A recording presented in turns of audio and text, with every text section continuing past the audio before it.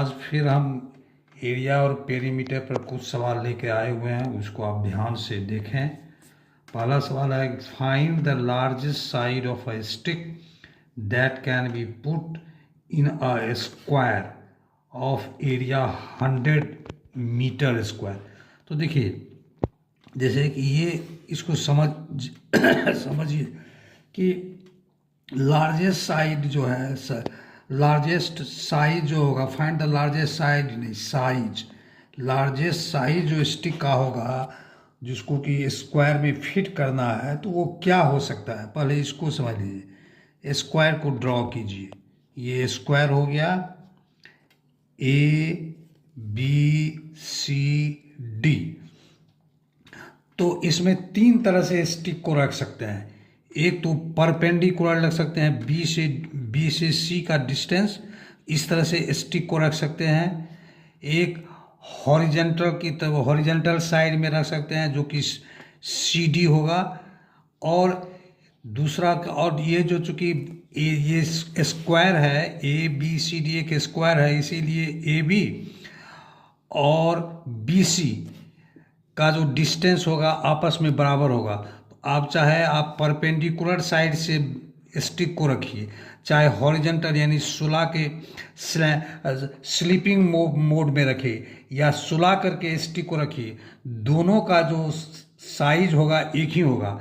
लेकिन अब इसमें एक तीसरा साइज भी हो सकता है जो कि परपेंडिकुलर और हॉरिजेंटल साइड से लंबा होगा, और वो होता है किसी दिए हुए स्क्वायर का डायगोनल होता है। तो किसी स्टिक को जो स्क्वायर में रखेंगे तो डायगोनली जब रखेंगे तो that will be the largest side of the stick. तो इसका मतलब है कि आपको जो है ना डायगोनल निकालना है इसका। अब ये ट्रायंगल बन गया, ट्रायंगल, ये ट्रायंगल राइट एंगल ट्रायंगल बन गया, बी सी डी बन गया। ये राइट एंगल ट्रायंगल है, राइट एंगल ट्रायंगल बन गया ये। और आप जानते हैं कि राइट एंगल ट्रायंगल में हाइपोटेन्यूस का स्क्वायर जो होता है वो बराबर होता है परपेंडिकुलर का स्क्वायर प्लस बेस का स्क्वायर। तो इसमें देखिए, ये चूँकि स्क्वायर है और स्क्वायर का एरिया दिया हुआ है 100 मीटर, तो इसका जो रूट होगा, स्क्वायर रूट जो होगा, that will be the side of the square. तो 100 का स्क्वायर रूट निकालेंगे, square root of 100 that is the area of the square.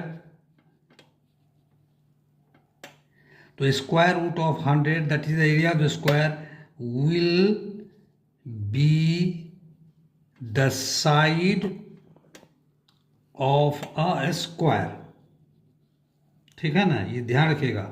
तो जब 100 का स्क्वायर रूट तो निकालिए, तो 100 का स्क्वायर रूट निकालिएगा तो ये 10 के बराबर होगा, यानी साइड ऑफ द स्क्वायर जो होगा 10 मीटर के बराबर होगा।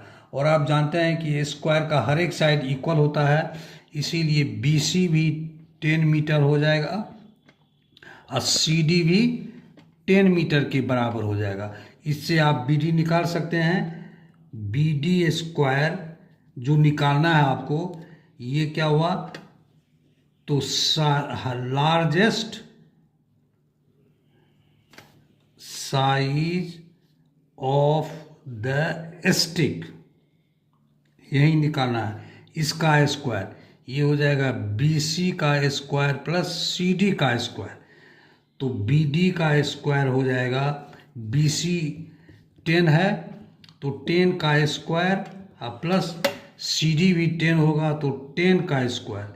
तो ये हो जाएगा 100 प्लस 100 200 हो गया। ये हो गया मीटर स्क्वायर हो गया। इसीलिए b d that is largest size of the stick, ये हो जाएगा स्क्वायर रूट ऑफ 200। इसका जब स्क्वायर रूट आप निकालिएगा तो ये आता है 14.14 मीटर के बराबर होगा।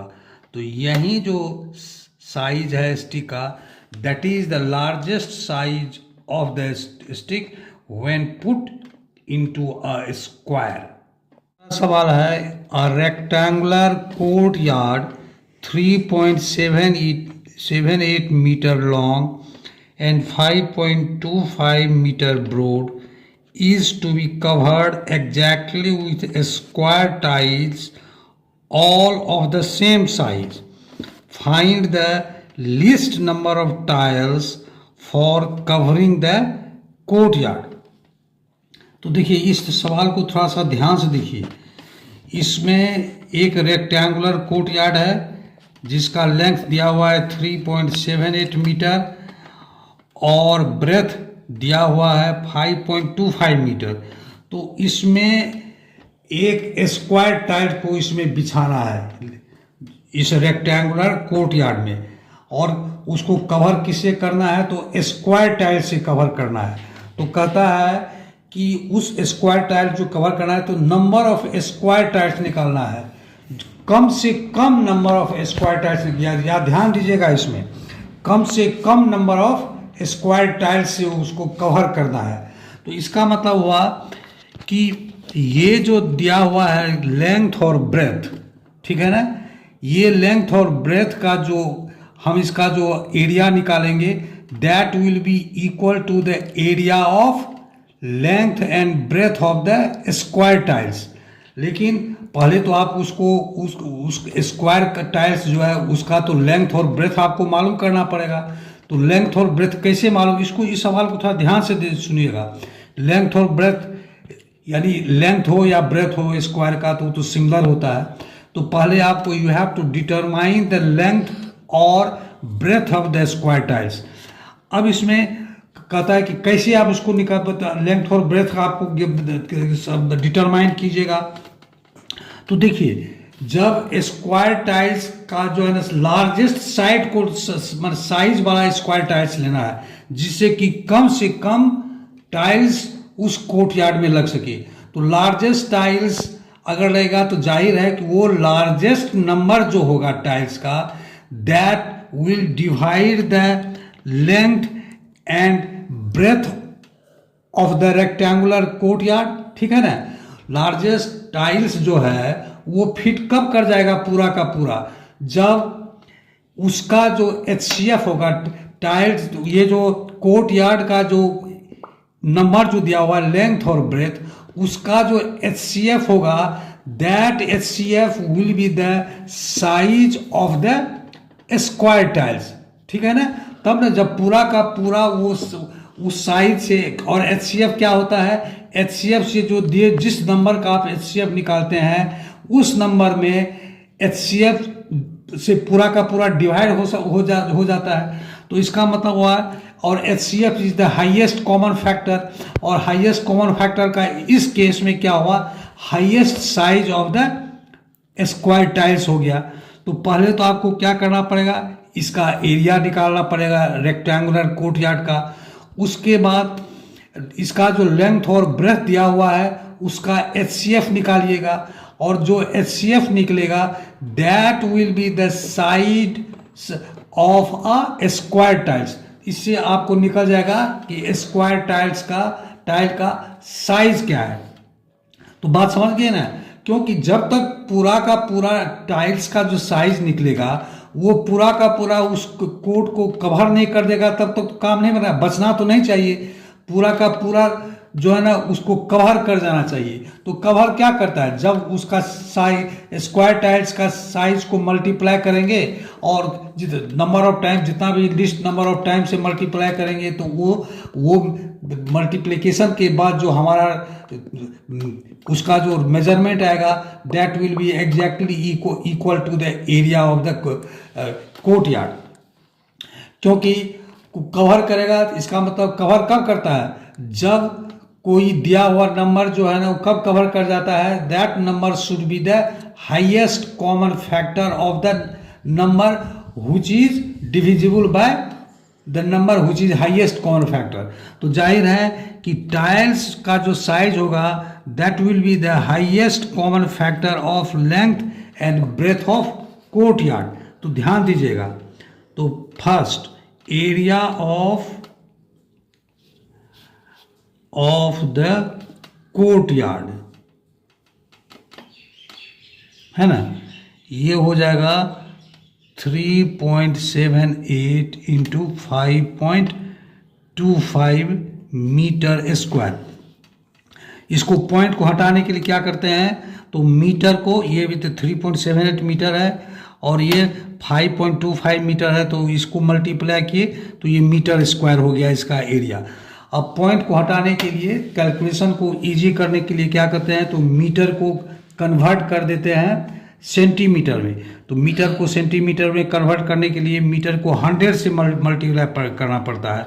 इसको हम लोग इसको ऐसे लिखिए तो और आसान होगा, 3.78 मीटर इंटू 5.25 मीटर, जो कि अभी इसको मल्टीप्लाई नहीं करते हैं, जो कि बराबर हो जाएगा 3.78 इंटू 5.25 मीटर स्क्वायर। अब इसको क्या करते हैं, तो सेंटीमीटर में कन्वर्ट कर देते हैं पॉइंट को हटाने के लिए। तो 3.78 मीटर जो हो जाएगा, इसको मीटर को 100 से मल्टीप्लाई करते हैं तो 70, तो वो क्या हो जाता है, सेंटीमीटर हो जाता है। तो 3.78 मीटर बराबर हो जाएगा 378 सेंटीमीटर, और 5.25 मीटर जो हो जाएगा ये हो जाएगा 525 सेंटीमीटर। ठीक है ना, ये दोनों को मल्टीप्लाई करेंगे तो अभी मल्टीप्लाई नहीं कर रहे हैं, 378 कोई ज़रूरत नहीं है इसलिए नहीं कर रहे, into 525 centimetre square.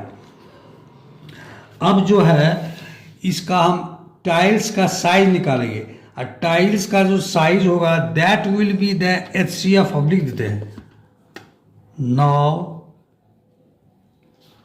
We determine size of, जो कि साइज ऑफ टाइल्स। तो ये क्या होगा, size of tiles will be the HCF of length and breadth of the courtyard। ठीक है ना, ध्यान दीजिएगा इसको। तो इसका मतलब हमको निकालना है HCF of 378 centimetre and 5 centimetre. ठीक है, तो इसका जब हम लोग HCF निकालते हैं तो HCF आता है 21 सेंटीमीटर के बराबर। इसको ध्यान रखिएगा, अभी हम इसको पेन यहाँ पर निकाल नहीं रहे हैं, हमने HCF इसको निकाल के देखा था। तो 378 सेंटीमीटर और 525 सेंटीमीटर का जो HCF आता है 21 सेंटीमीटर आता है। तो यही 21 सेंटीमीटर जो है ना साइड ऑफ ए स्क्वायर हो गया।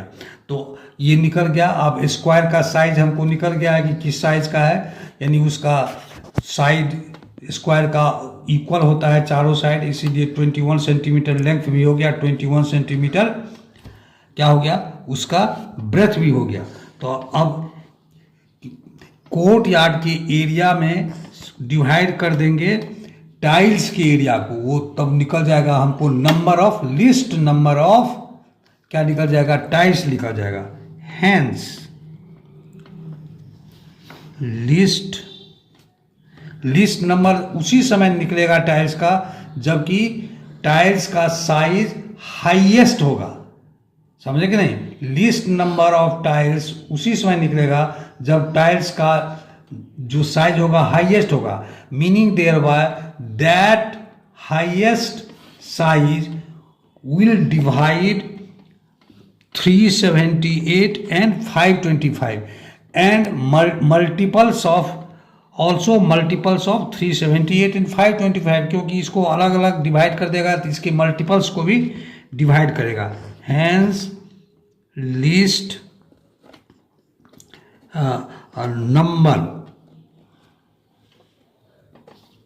नंबर ऑफ टाइल्स, ये बराबर होगा area of the courtyard divided by area of the tiles. Area of the courtyard है 378 इंटू 525 डिवाइडेड बाय 21 इंटू 21। इसको जब डिवाइड करेंगे तो ये आएगा। अब इसको आप काटना चाहते हैं तो किससे कटेगा, काटने की it will take time, but इसको आप ऊपर नीचे काटेंगे तो that will be equal to 450। तो यही जो नंबर है 450, that will be the total number of. तीसरा सवाल आज का है, if a diagonal of a square is decreased by 15%, find the percentage decrease in the area. ठीक है ना। तो अब इसको सवाल कैसे बनाएंगे, तो let original diagonal of the square be D। ठीक है ना, ये मान लेते हैं original diagonal be and side of the square be x. ठीक है। तो देखिए एक फिगर ड्रॉ कर देते हैं आपके समझने के लिए। ए बी सी डी, ये बी डी जो हो गया डायगोनल हो गया, तो इसका साइड एक्स डायगोनल डी। ठीक है ना। तो आप जानते हैं कि ये जो है ना बी सी डी जो हो गया, ये राइट एंगल ट्रायंगल बन गया, इसीलिए डी स्क्वायर हाइपोटेन्यूस स्क्वायर हो जाएगा b c square plus c d square. तो d square equal to x square plus x square, क्योंकि स्क्वायर का हर एक साइड जो होता है ना इक्वल होता है। ये किसके बराबर हो गया, x square plus x square equal to 2x square. तो ये आप ध्यान रखिएगा, इसमें डी स्क्वायर जो हो गया 2x स्क्वायर के आसपास हो गया। ये इक्वेशन नंबर क्या हो गया, 1 हो गया। ठीक है ना।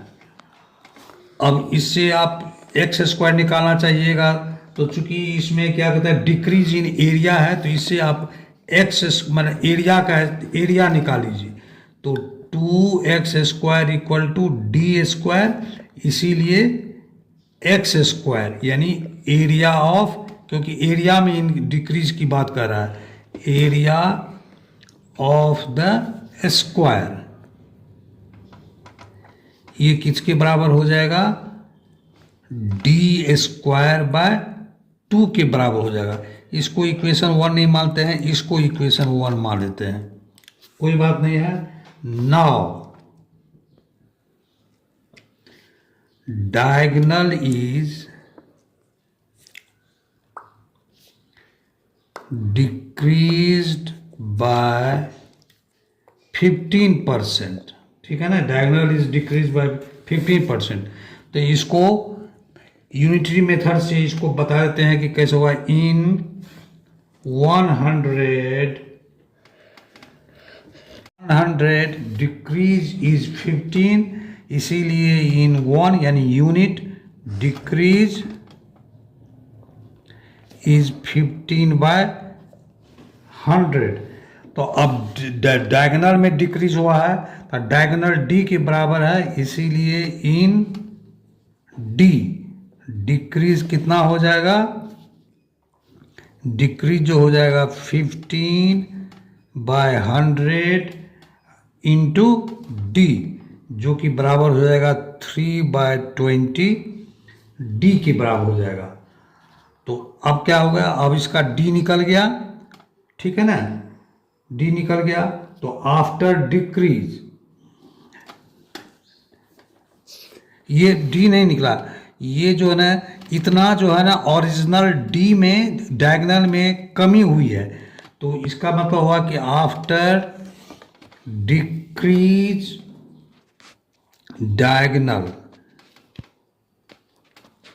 will be equal to d minus 3/20d, ये हो जाएगा 20d minus 3d/20, जो कि हो जाएगा 17d/20 के बराबर हो जाएगा, ठीक है ना।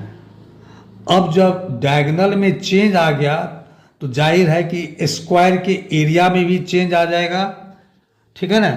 जब डायगोनल में चेंज हुआ तो स्क्वायर का एरिया में भी चेंज होगा, उसका साइज भी चेंज हो जाएगा। Now let the changed size of the square equal to x1, ठीक है ना। Change size of the square is x1। तो आप देखिए पहले के अनुसार जो है ना हमारा जो एरिया हो, तो क्या होता है कि एरिया जो बराबर होता है, एरिया का स्क्वायर जो बराबर होता है वो किसके बराबर होता है, एरिया का स्क्वायर बराबर होता है डायगोनल का स्क्वायर डिवाइडेड बाय 2, डायगोनल का स्क्वायर डिवाइडेड बाय 2। तो इसीलिए क्या हो जाएगा, एरिया का स्क्वायर यानी x1 का स्क्वायर जो हो जाएगा 17d/20 का स्क्वायर डिवाइडेड बाय 2 हो जाएगा। समझ गए ना। इसको कैलकुलेशन कीजिए तो ये हो जाएगा 17d का स्क्वायर, अलग अलग करते हैं, 20 का स्क्वायर, ये डिवाइडेड बाय 2 है तो ये 2 हो जाएगा, ये हो जाएगा।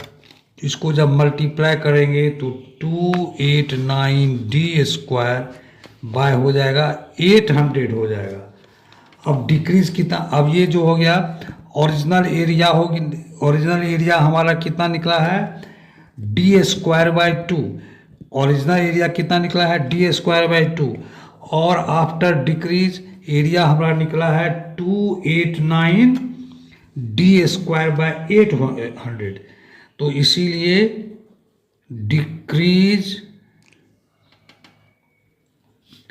इन एरिया वो हो जाएगा d²/2 माइनस 289d²/800। इसको जब कैलकुलेशन करेंगे तो ये 11d²/800 के बराबर आ जाएगा। तो अब यूनिटरी मेथड्स निकालिए। इन d²/2 डिक्रीज is 111d²/800, इसीलिए 1 में डिक्रीज कितना हो जाएगा, decrease is 111d²/800 divided by d²/2। इसको डिवीजन को मल्टीप्लिकेशन में चेंज कीजिए तो ये बराबर हो जाएगा 11d²/800 इंटू ये 2 जो है ना ऊपर में चला जाएगा, डी स्क्वायर नीचे में आ जाएगा, ये डी स्क्वायर कट जाएगा, इसीलिए परसेंटेज निकालना है, इसीलिए इन 100 डिक्रीज इज 111 इंटू 2/800 और डिवाइडेड बाय 100। ठीक है ना? नहीं, वो डिवाइडेड बाय 100 नहीं, ये तो इन 100 है तो 100 से मल्टीप्लाई हो जाएगा। इसको जब आप कीजिएगा 100 वो 111 इंटू 2 इंटू 100 डिवाइडेड बाय 800 कीजिएगा तो ये आ जाएगा 27.75% के बराबर आ जाएगा। तो आज का वीडियो इतना ही। वीडियो अगर अच्छा लगे तो इसको लाइक कीजिए, सब्सक्राइब कीजिए और फॉरवर्ड कीजिए। तो अभी हम मेरे पढ़ाई में कोई कमी आ रही होगी तो उस कमी को आप नज़रअंदाज करेंगे, क्योंकि मैं कोई प्रोफेशनल नहीं हूँ, मैं रिटायर्ड आदमी हूँ। तो टाइम को स्पेंड करने के लिए मैंने, चूँकि मैथमेटिक्स मेरा फेवरेट सब्जेक्ट रहा हुआ है, तो टाइम को स्पेंड करने के लिए मैंने इसको चुना है।